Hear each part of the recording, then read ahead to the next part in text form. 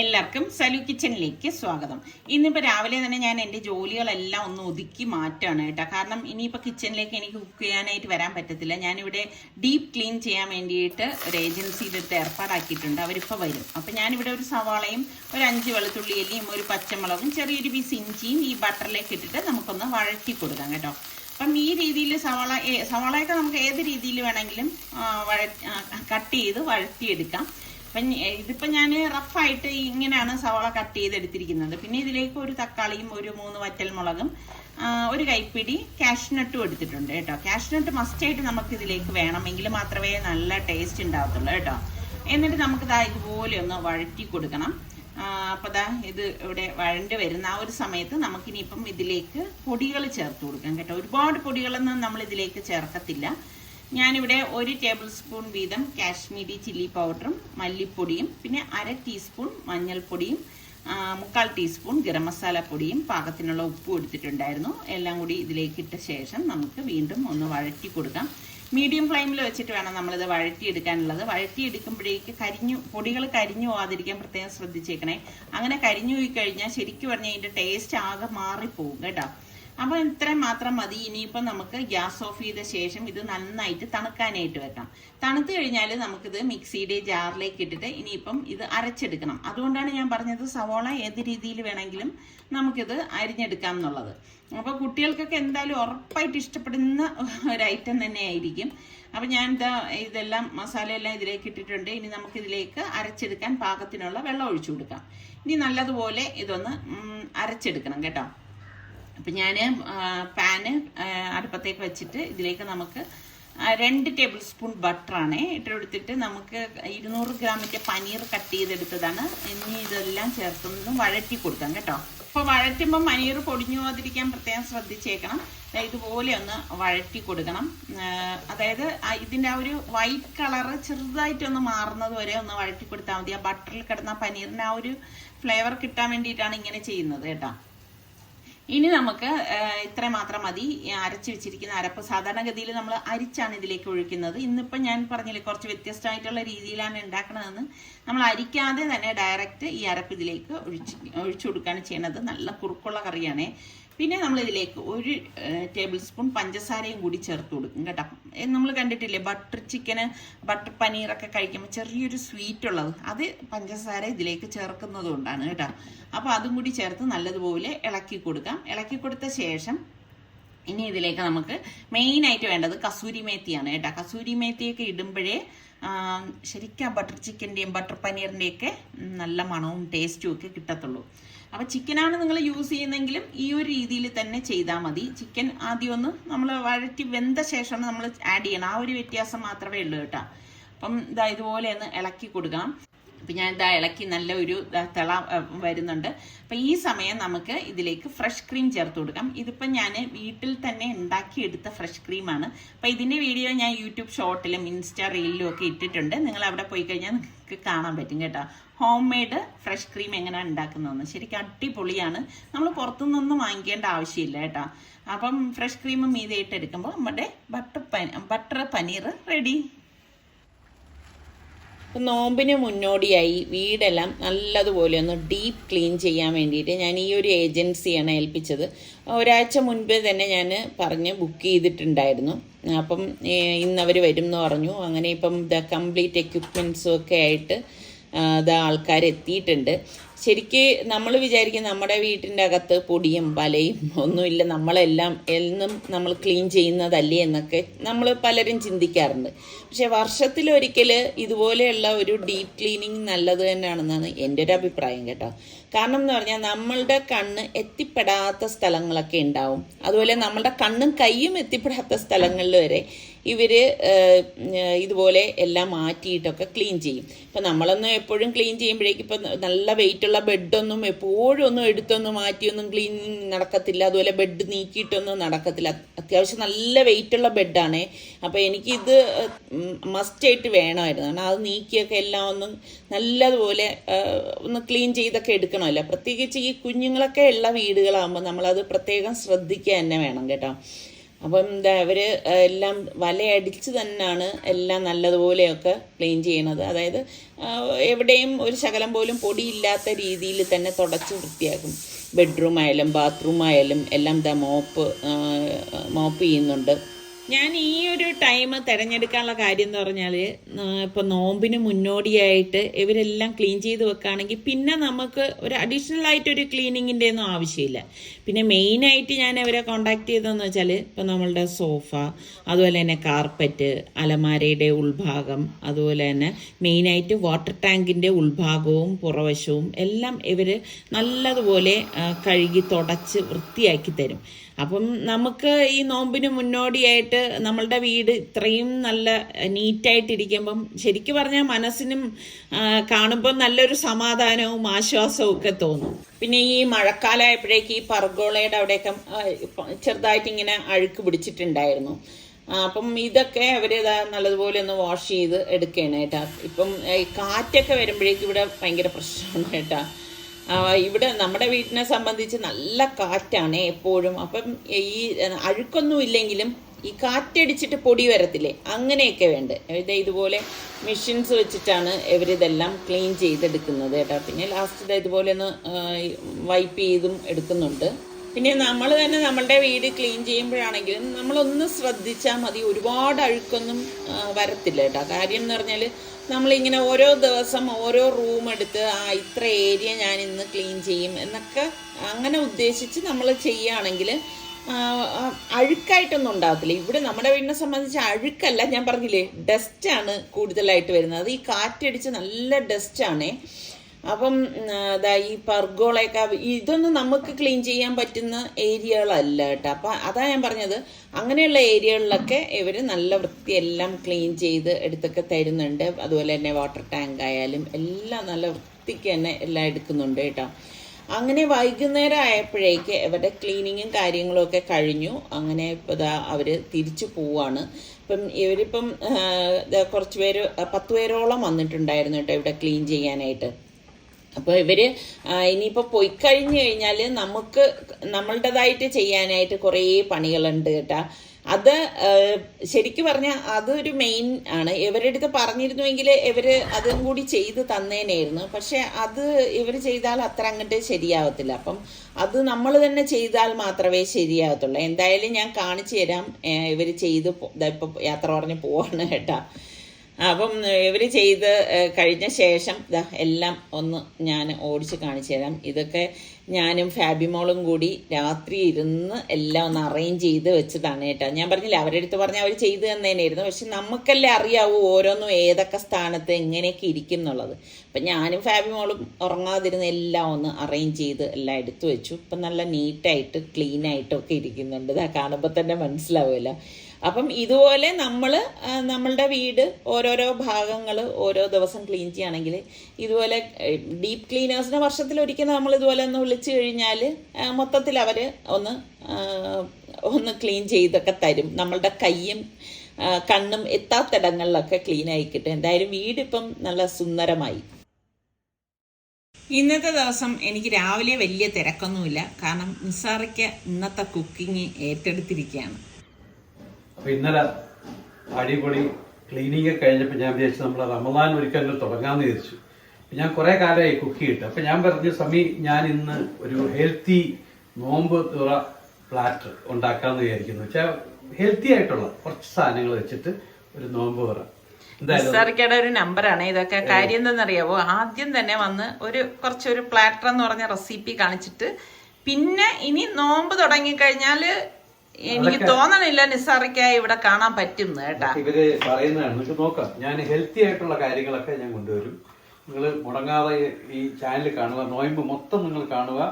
നിങ്ങളെ സമയം ലാഭിക്കുന്ന രീതിയിലാണ് ഞാനിതാ അതിനുവേണ്ടി കുറച്ച് സാധനങ്ങളൊക്കെ എടുത്ത് വെച്ചിട്ടുണ്ട്. വേണ്ട, നിങ്ങൾ കാണുമ്പം വിചാരിക്കും എന്താണെന്നുള്ളത്. ഹെൽത്തി ആയിട്ടായിരിക്കും സംഭവം ഉണ്ടാക്കുന്നത്. അതിൻ്റെ കൂട്ടത്തിൽ ഞാൻ കുറച്ച് വെള്ളം അടുപ്പിൽ വെച്ചിട്ടുണ്ട്. കുറച്ച് ഉപ്പുകൾ ഇട്ട് കൊടുക്കാം. അതാ കുറച്ച് ഉപ്പുകൾ ഇട്ട് കൊടുത്ത് നമ്മൾ തിളപ്പിക്കാൻ വേണ്ടി വെച്ചിരിക്കുകയാണ്. അതാ കുറച്ച് അരിമാവാണ്, ഈ വറുത്ത അരിമാവാണ്. ഒക്കെ സമയം റെഡിയാക്കി വെച്ചിരിക്കുന്നതാണ്. ഇത്ര ഇട്ടിട്ട് നമുക്കൊന്ന് ഇളക്കി നോക്കാം.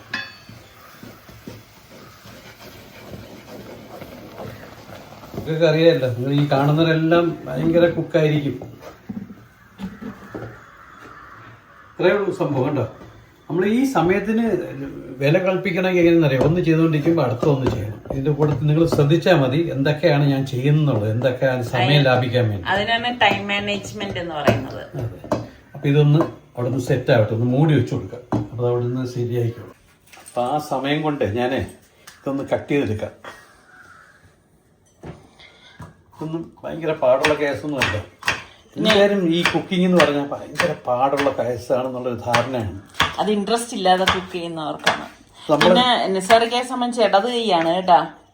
ഇനി ഇടത് കൈ കൊണ്ട് നിസാർക്ക് അരിയണം. പക്ഷെ അതെനിക്ക് അറിയാത്തോണ്ടാണ് ഞാൻ ഏത് കൈ കൊണ്ടാണ് ഈ ആഹാര സാധനം പിടിച്ചിരിക്കുന്നത് നോക്കി. അത് വലിയ കാര്യം, അതാണ് കാര്യം. അത് മാത്രമേ ഉള്ളൂ. എല്ലാവരും അത് വിചാരിക്കുന്നതാണ്. എന്താ ടെസ്റ്റുകളുണ്ടെങ്കിൽ പറഞ്ഞു തരണം. ഇപ്പം ഞാൻ ഈ ഹെൽത്തി ഫുഡ് എന്നാണ് ഞാൻ പറയുന്നത്, ഹെൽത്തി നോമ്പ് തുറ.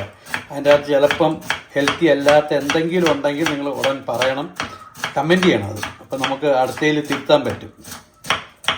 നോയമ്പെന്ന് പറഞ്ഞാൽ പലരും എന്ത് വിചാരിക്കുന്ന അറിയോ, തടി കുറയ്ക്കാം, അത് മറ്റേ ഇത് ഏതാ നമ്മളെ വ്യായാമം ചെയ്യാം, ആഹാരം കൺട്രോൾ ചെയ്തിട്ട് നമുക്ക് തടി കുറയ്ക്കാം എന്നൊക്കെയാണ് പലരും ചിന്തിക്കുന്നത്. എല്ലാത്തിനും നോയമ്പെന്ന് പറഞ്ഞാൽ നമ്മളെ സ്വഭാവം നന്നാക്കാനുള്ള സമയമാണ്, അല്ലാതെ ശരീരം നന്നാക്കാനോ അല്ലെങ്കിൽ വേറെ ആഹാരം കൊടുക്കാനോ അങ്ങനെയുള്ള കാര്യങ്ങളല്ല. യഥാർത്ഥത്തിൽ നമ്മൾ നോയമ്പ് കൊണ്ട് ഉദ്ദേശിക്കേണ്ടത് നമ്മളെ സ്വഭാവം, നമ്മളെ മനസ്സ് നന്നാക്കുക.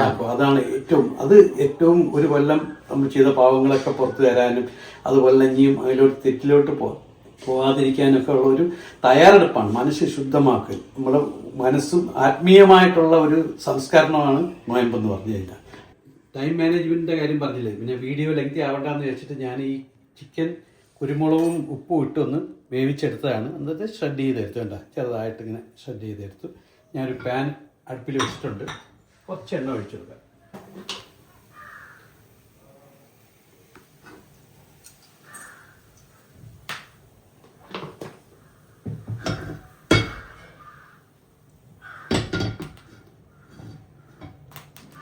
ചട്ടി ചൂടായിട്ടുണ്ട്. അപ്പം ഞാൻ ആദ്യം ഉള്ളി വരട്ടി ഇട്ട് കൊടുക്കുക. ഒന്ന് വരണ്ട ശേഷം നമുക്ക് ക്യാപ്സിക്കൊക്കെ ഇട്ട് കൊടുക്കാം. എന്താ ഇഞ്ചി ഇട്ടിട്ടുണ്ട്, ഇഞ്ചിയും ഗാർലിക് പേസ്റ്റാണ്, ജിഞ്ചർ ഗാർലിക് പേസ്റ്റ്.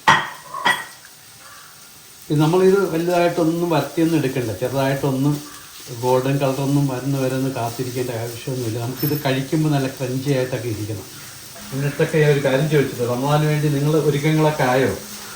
ആഹാരത്തിന്റെ അല്ല, വീടും വൃത്തിയാക്കലും അതുപോലെ തന്നെ നമ്മൾ ഈ വടക്കൊക്കെ എന്ത് പറയുന്ന രസമേ, വീട് നനച്ചുകുളിയാ വീട്. വീടാണ് അവരങ്ങനെ പറയണ. നമ്മുടെ തിരുവനന്തപുരത്ത് അങ്ങനെ ഇല്ല. അതായത് വീട് ക്ലീൻ ചെയ്യുക, അല്ലാതെ അതിനൊരു പദം ഇല്ല എന്ന് പറഞ്ഞത്. അപ്പൊ ഇതൊന്ന് വരുന്ന സമയത്ത് എനിക്ക് വേറെ ഒന്ന് രണ്ട് കാര്യങ്ങൾ ചെയ്യാനുണ്ട്. ഞാനിത് കുറച്ച് വെള്ളം ചൂടാക്കാൻ വെച്ചിട്ടുണ്ട്. അതിൽ കുറച്ച് ഉപ്പ് ഇട്ട് കൊടുക്കാം. ഉപ്പിൻ്റെ അളവൊന്നുമില്ല, ഉപ്പ് കുറച്ച് ഇടണമെന്നേ ഉൾക്കായിരുന്നു. എന്നിട്ട് നമുക്ക് ഈ 2 മുട്ട ഞാൻ എടുത്തിട്ടുണ്ട്, ഈ 2 മുട്ട ഒന്ന് പുഴുങ്ങിയെടുക്കാം. ഇട്ടിട്ട് നമുക്കിതെന്തോ നോക്കാം. ഏകദേശം ആയിട്ടുണ്ട്, മതി. അപ്പോൾ ഈ മസാല ഞാനിതാ ഗരം മസാല, മുളക് പൊടി, കുരുമുളക് പൊടി, മഞ്ഞൾപ്പൊടി, മല്ലിപ്പൊടി, ഉപ്പ് ഇതൊക്കെ എടുത്തു വെച്ച് കഴിഞ്ഞാൽ നിങ്ങൾക്ക് സമയം ലാഭിക്കാൻ വേണ്ടിയാണ്. നിങ്ങൾക്കൊക്കെ അറിയാമല്ലോ എത്രയൊക്കെ അളവ് വേണമെന്നുള്ളത്, അത് നോക്കി ഇടുക. നമുക്ക് ഒക്കെ എൻ്റെ പച്ചമണമെന്ന് മാറിയിട്ടുണ്ട്. അപ്പോൾ ഈ സമയം നമുക്ക് ഷ്രെഡ് ചെയ്തിരിക്കുന്ന ഈ ചിക്കൻ ഇട്ട് കൊടുക്കുക. ഞാൻ ഇത്രയും എടുക്കുന്നുള്ളൂ, കുറച്ച് മതിയാവും.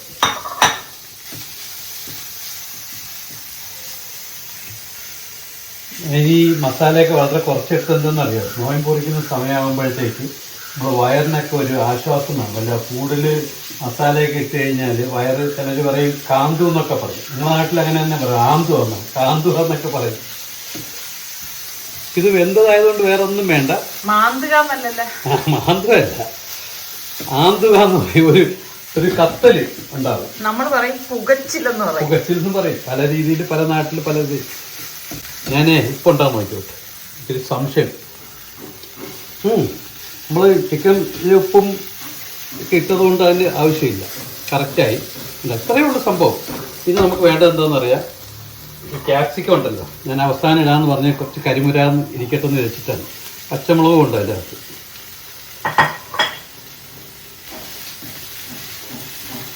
ഇതിൽ നല്ല റെഡ് ക്യാപ്സിക്കൊക്കെ ഇട്ട് കഴിഞ്ഞാൽ നല്ല അടിപൊളിയായിരിക്കും. പിന്നെ ചിക്കൻ തന്നെ വേണമെന്നില്ല, നിങ്ങൾ ഈ ചിക്കൻ കഴിക്കാത്തതാണെങ്കിൽ പനീർ ഇടാം.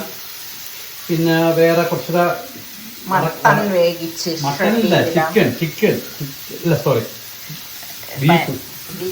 വടക്കോട്ടൊക്കെയാണെങ്കിൽ ബീഫായിരിക്കും അതിന്റെ മെയിൻ സാധനം. ഫുള്ള് വറ്റയൊന്നും വേണ്ട, കട്ടിക്കഴിഞ്ഞാൽ നമ്മളെ ക്യാപ്സിക്കത്തിന്റെ ഗുണം പോകും. നമുക്ക് ക്രഞ്ചി ആയിട്ട് കഴിക്കണം. അപ്പൊ അതിന് എന്ത് ചെയ്യണം, നമുക്ക് ഇപ്പം അങ്ങ് ഓഫ് ചെയ്യാം. പിന്നെ ഈ ചൂടി കിടന്ന് തന്നെ ബാക്കിയുള്ളതൊക്കെ ശരിയായിക്കോളും.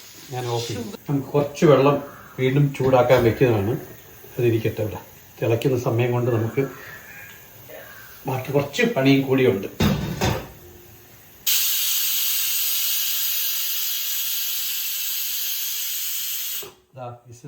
ഒരു വിസിൽ അടിച്ചു കഴിഞ്ഞു. അപ്പം ഞാനിത് ഓഫ് ചെയ്യുകയാണ്. ഇതാ എല്ലാം കുഴച്ച് ഒരുവിധം ആക്കിയിട്ടുണ്ട്. സമി കുഴയ്ക്കുന്ന പോലെ ഒന്നും ആയില്ല. ചുമ്മാ നമ്പർ ഇറക്കണതാണ് ഇതൊക്കെ. സമി കുഴയ്ക്കുന്ന കണ്ടില്ലേ, അവർക്ക് എക്സ്പീരിയൻസ് ഉള്ളവരാണ്. നമുക്ക് കുറച്ചെടുത്താൽ മതി, കൂടുതലൊന്നും എടുക്കാൻ പറ്റില്ല. ആരാന്നൊക്കെ ചോദിച്ചിട്ടുണ്ട് ഇതിൻ്റെ അകത്ത് കുറച്ചേ കൊള്ളുന്നുള്ളൂ എന്നൊക്കെ. നമുക്ക് ഈ വലിപ്പം കണ്ടൂടെ, ഇത്രയല്ലേ കൊള്ളാൻ പറ്റൂ. അതിൽ കയറ്റിയ അത് എന്ന് വെച്ചാൽ ഇങ്ങനെ ഉരുട്ടിയിട്ട് അങ്ങോട്ട് വെച്ചു കൊടുത്തിരുന്നെങ്കിൽ അതങ്ങ് താഴ്ന്നു പോയേനെ. മനസ്സിലായ? ഞാൻ എന്നും നോക്കിക്കൊണ്ടിരുന്ന എനിക്ക് തോന്നുന്നു നിസ്സാരിക്ക് ചുമ്മാ അഭിനയിക്കണം എന്നാണ് തോന്നുന്നത്. ഇത് ഉള്ളതുകൊണ്ടാണ് എന്നേ, ഇത് ഉള്ളതുകൊണ്ട് ഭയങ്കര ഗുണമുണ്ട്. ഇനി ഓൺ ചെയ്യൂ. എനിക്ക് തോക്ക് പോലെ തോന്നുന്നുണ്ട്. കുറെ സമയം എടുക്കല്ലേ തുറക്കുമ്പോ? അത് പിന്നെ അതിനൊന്ന് സെറ്റായി വരണ്ടേ, സമയമൊന്നും എടുക്കത്തില്ല. വളരെ നീറ്റായിട്ട് വരും. എന്താ സംഭവം എന്താ, എളുപ്പം സംഭവം അല്ലേ? കൈയും പോവില്ല, ഷോൾഡറും പോവില്ല. ഇതൊന്നും നേരത്തെ കണ്ടുപിടിച്ചില്ല എന്ന് വിചാരിക്കും.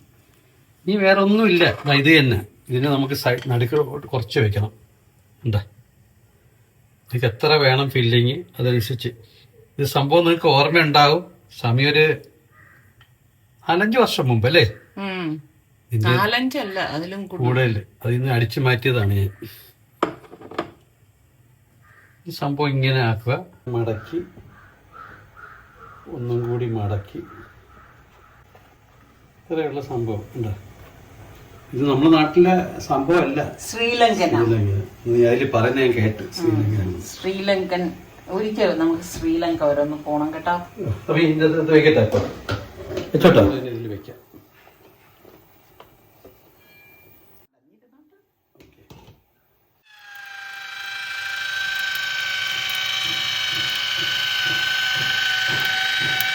പടം വരയ്ക്കാണ് ശരിക്കും. ബാച്ചിലേഴ്സിനൊക്കെ നല്ല യൂസ്ഫുൾ ആവും ഈ ഒരു സംഭവം. കുറച്ച് മസാല വെച്ച് കൊടുക്കുക.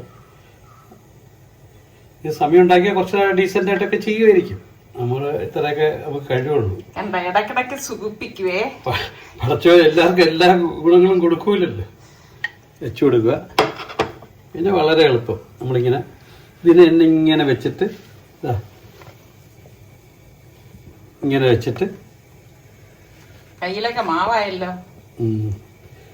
ആദ്യ സംരംഭമല്ലേ, നമ്മൾ കാണുമ്പോൾ എല്ലാം എളുപ്പമെന്ന് തോന്നും. അല്ല എന്നുണ്ട് ഇലയോടെ കൊണ്ടുപോയിട്ട് ഉരുട്ടി കൊടുക്കുക. ഇത്രയേ ഉള്ളൂ സംഭവം. പുട്ടുപോലെ ഇരിക്കുന്നല്ലേ. പഴം കഴുകുന്നവരെ കണ്ടിട്ടുണ്ടോ? ആ കാറ്റഗറിക്കാരനാണ് സാറിക്കേട്ടാ. ഇനി ഒരു കാര്യം കൂടെ ഇവിടെ വെക്കാനുണ്ട്. ഈ സൈഡില് ഈ സൈഡില് ഈ സൈഡിൽ എന്താ ഇങ്ങനെയുണ്ട്. പഴം കഴുകുന്നതിന്റെ ഉദ്ദേശം പറഞ്ഞില്ല.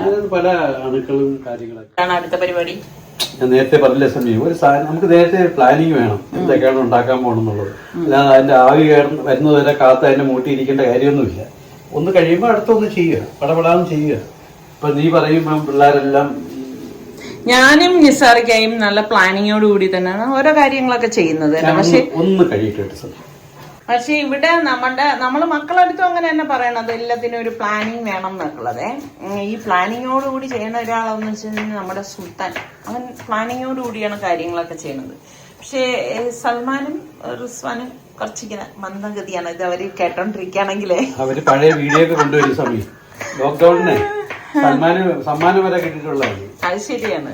അവന്റെ റെസിപ്പിക്ക് അവരൊക്കെ നല്ല സ്കില്ലൊക്കെ ഉണ്ട്. പക്ഷെ ഇപ്പം കുക്കിങ്ങിനോട് റിച്ചുവിനൊന്നും വലിയ ജോലിയും ഒക്കെ എന്താ നമ്മൾ ചെയ്തുകൊണ്ട് നിങ്ങൾക്ക് എന്താണ് ഇൻട്രസ്റ്റ് എന്ന് നിങ്ങൾ ഉത്തരവാദിത്തമാണെന്ന് പറഞ്ഞത് ഇത്രയും മതി. ഇതെന്തിനാന്ന് ചോദിച്ചാൽ ഇപ്പൊ നിങ്ങൾക്ക് അറിയാം എന്താണ്. ഏകദേശം റെഡി ആയിട്ടുണ്ടെന്ന് തോന്നുന്നു. ആദ്യം വെയിറ്റ് മാറ്റണം. വെയിറ്റ് മാറ്റിയിട്ട് പയ്യെ തുറന്ന് നോക്കുക. പൊട്ടിയിട്ടുണ്ടോന്ന് അറിയാം. ഇല്ല ചെറിയൊരു പൊട്ടലേ ഉണ്ട്. അത് തോടാ പൊട്ടിയിരിക്കണ. ഒരു പാൻ അടുപ്പിലോട്ട് വെച്ചു. നമ്മൾ കുറച്ച് നെയ്യിട്ട് കൊടുക്കാം. കൊച്ചുള്ളി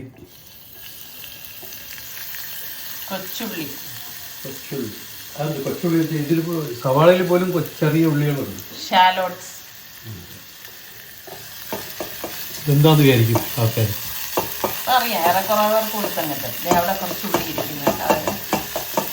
നല്ല മൊരിയണോ സമി? അത്രയും മരിഞ്ഞാൽ മതിയല്ലേ?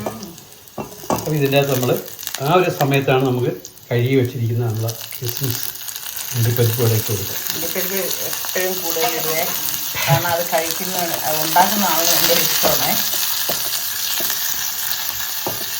ഈ അണ്ടിപ്പരിപ്പ് ഇഷ്ടമുള്ളവർ ആരൊക്കെ ഉണ്ട് എന്ന് പറയുമ്പോൾ നിങ്ങൾ ഒരിക്കലും നിങ്ങൾക്ക് അയച്ചു തരാനാണ്. നല്ല ഇഷ്ടമുള്ളവരാരെന്ന് അറിയാൻ വേണ്ടിയാണ്. എന്നെ പോലുള്ള ആൾക്കാർ കാണും. കഴിഞ്ഞ ഞാൻ നിസ്കാര കുപ്പായത്തിനെ കുറിച്ച് പറഞ്ഞപ്പോഴേക്ക് കുറച്ച് പേര് എടുത്ത് ചോദിച്ചിരുന്നു കേട്ടോ. ഞാൻ അഡ്രസ്സ് അയച്ചു തരാൻ പറഞ്ഞവർക്ക് ഞാൻ അയച്ചിട്ടുണ്ട്. നിങ്ങൾ കിട്ടുമ്പോൾ അതിൽ ഫോൺ നമ്പർ ഇല്ലാത്തവരുണ്ട്. അപ്പം അതെങ്ങനെയാണെന്ന് എനിക്കറിഞ്ഞില്ല. ഫോൺ നമ്പർ വേണം എന്നൊരു മസ്റ്റായിട്ട് പറയുന്നുണ്ടായിരുന്നു. അവസാനം ഞാൻ എന്റെ നമ്പറാണ് അതിലേക്ക് വെച്ചത്. ഡ്രസ് അവരുടേതും കിട്ടുന്നവരൊന്ന് അറിയിക്കണേ. മനസ്സിലായി കാണുന്നു. തരി എന്ന് പറയും നമ്മള്. റവ ഇട്ടു, മൂപ്പിച്ചെടുക്കാണ്. ഈ സമയത്ത് ഉപ്പിടണോ അതാ പാലൊഴിച്ചിട്ട് ഉപ്പിടണോ? ഇച്ചിരി ഇട്ടേക്കല്ലേ ഇപ്പോഴും. ഞാൻ മധുരത്തിന്റെ അല്ല, ഞാൻ നേരത്തെ പറഞ്ഞില്ലേ ഹെൽത്തി എന്ന് പറഞ്ഞതുകൊണ്ട് ഞാൻ ഉപ്പിലാണ് ഉണ്ടാക്കുന്നത്. വേണമെങ്കിൽ കുറച്ച് മധുരം വേണമെങ്കിൽ ഞാൻ ലാസ്റ്റ് ഇട്ട് കൊടുക്കാം, ഒരു ബാലൻസ് ചെയ്യാനായിട്ട്. ഇപ്പോഴേട്ടേക്കണം. പിണങ്ങണ്ടല്ലേ മധുരക്കാര്.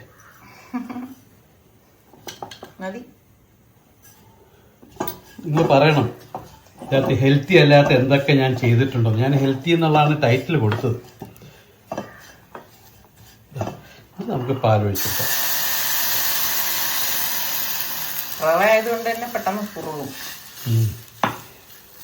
അപ്പോഴങ്ങനെ വേണമെന്നുണ്ടെങ്കിൽ നമുക്ക് കുറച്ച് വെള്ളം കൂടെ ഒഴിച്ചു കൊടുക്കാം. പാലുണ്ട്, പാലാണ്.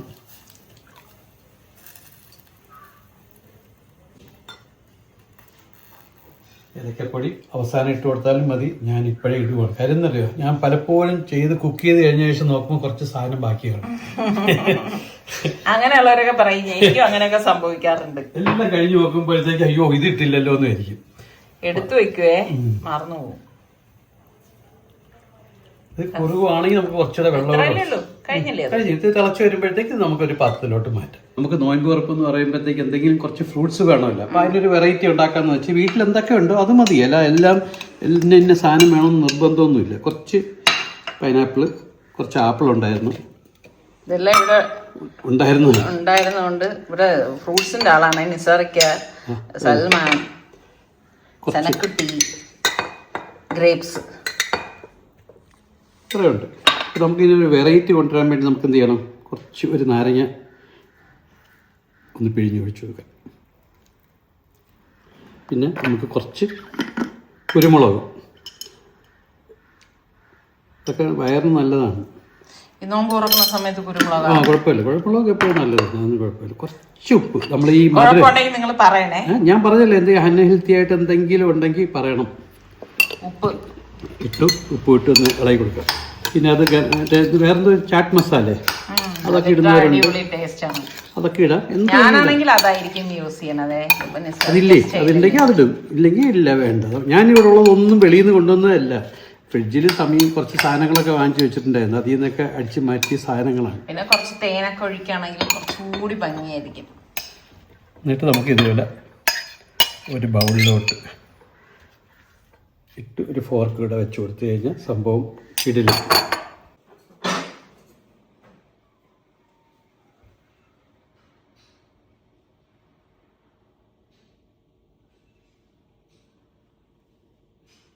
വളരെ പെട്ടെന്ന് ഉണ്ടാക്കാൻ പറ്റുന്ന ഒരു ഹെൽത്തി ഇഫ്താർ പ്ലാറ്റർ ഇവിടെ റെഡി ആയിട്ടുണ്ട്. ഇതിനകത്ത് ചിലർക്ക് പലർക്കും പല അഭിപ്രായങ്ങളുണ്ടാവും ഇത് ഹെൽത്തി അല്ല എന്നുള്ളത്. ഏതെങ്കിലും ഭാഗം ഹെൽത്തി അല്ലെന്നുണ്ടെങ്കിൽ നിങ്ങൾ കമൻറ്റ് ചെയ്യാൻ മറക്കുന്ന പോലെ. അപ്പോൾ ഇതാണ് ഈ വർഷത്തെ ആദ്യത്തെ ഇഫ്താർ പ്ലാറ്റർ. ഇനി സമീറയുടെ നല്ല നല്ല റെസിപ്പികളായിട്ട് കാണാം. അതെ, നിങ്ങൾ പറയണം കേട്ടാ ഇപ്പൊ നിസാർക്കയുടെ റെസിപ്പി എങ്ങനെ ഉണ്ടായിരുന്നു, നിങ്ങൾക്ക് ഇഷ്ടപ്പെട്ടോ എന്നൊക്കെ ഉള്ളത്. നിസാർക്കക്ക് നിങ്ങൾ എത്ര ലൈക്ക് ഇതിന് കൊടുക്കും എന്നൊന്ന് നോക്കാൻ നിസാർക്ക വേഴാമ്പലിനെ പോലെ കാത്തിരിക്കുകയാണ്.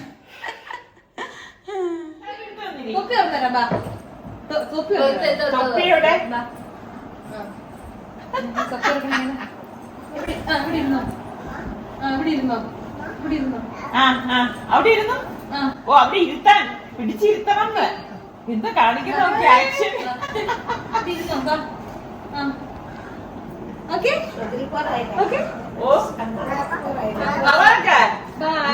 കഴിഞ്ഞ ആഴ്ച 2 വയസ്സ്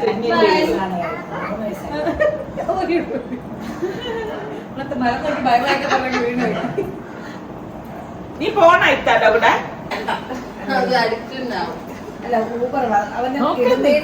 കൊറേ സ്ഥലത്തിട്ടു പള്ളിയിൽ കയറി അങ്ങനെ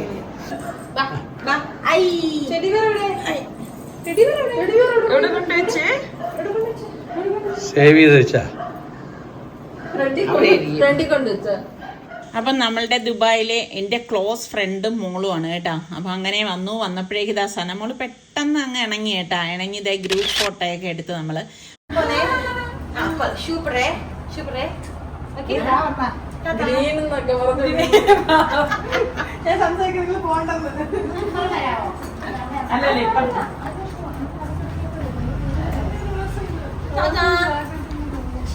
സാധനമൊക്കെ എടുത്താ.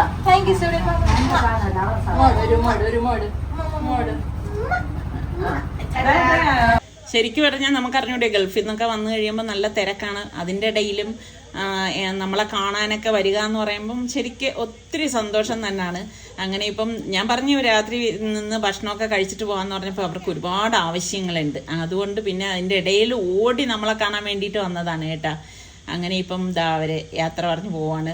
ഇപ്പം നമ്മൾ കുറച്ച് നാളായി കേട്ടാ നേരിട്ട് കണ്ടിട്ട് തന്നെ. ശരിക്കും ഭയങ്കര ഒരു സന്തോഷം തന്നെയാണ് നമ്മുടെ പഴയ ആൾക്കാരെയൊക്കെ ഇങ്ങനെ ഇടയ്ക്കൊക്കെ കാണുമ്പോഴേ. ഇവര് എന്നെ കാണും വീഡിയോകളിലൂടെ, പക്ഷെ നമ്മളങ്ങനെയല്ലല്ലോ. ഇപ്പൊ ഈ ഡോളൊക്കെ കിട്ടിക്കഴിഞ്ഞ ശേഷം സനക്കുട്ടി എന്നെ കൊണ്ടുവന്നിട്ട് സനക്കുട്ടിയുടെ ഡോളൊക്കെ എനിക്ക് കാണിച്ചു തരുവാണ് കേട്ടാ. ഡോള് സനക്ക്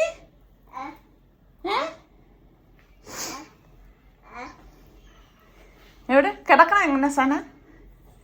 ഡോളിന്റെ തലയിലല്ലേ? ആണോ? അവിടെ പോയി കിട ദൂ സന. അപ്പൊ ഇതൊക്കെയാണ് നമ്മളുടെ ഇന്നത്തെ വിശേഷം. ഇഷ്ടപ്പെടാണെങ്കിൽ ലൈക്ക് ചെയ്യാനും ഷെയർ ചെയ്യാനൊന്നും മറന്നു വരുത്. അപ്പൊ ഇനി നമുക്ക് നല്ല റെസിപ്പിയോ അടിപൊളി വ്ളോഗോ ആയിട്ടൊക്കെ കാണുന്നത് വരെ എല്ലാവർക്കും ബൈ.